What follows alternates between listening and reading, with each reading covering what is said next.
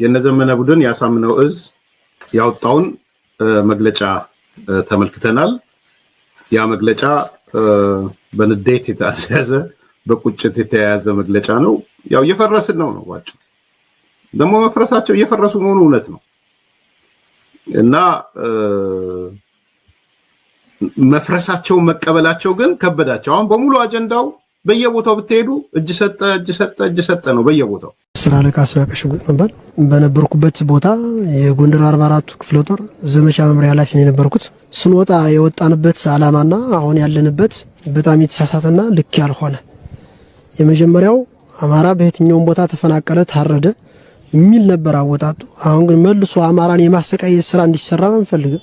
ያን ተከትሎ ነው እኔና በኔ ስር ያሉ ልጆችን ይዘን መንግስቱ ወደ አቀረበልን የሰላም አማራጩን ተጠቅመን ወደዚህ መጣ ነው። ክልሉ በመማር ማስተማር ብቻ አይደለም በኢኮኖሚም በሰው ኃይልም እየደቀቀ እንደሆነ እርስ በራሳችንም እየተበላላን እንደሆነ ገብቶናል።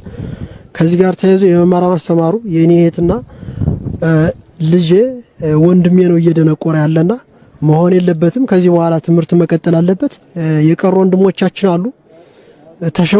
ተሸውደን ቆይተናል። ድጋሚ ላለመሸወድ ግን ይሄኛውን የሰላም አማራጭ እንዲከተሉ ፈልጋለሁ።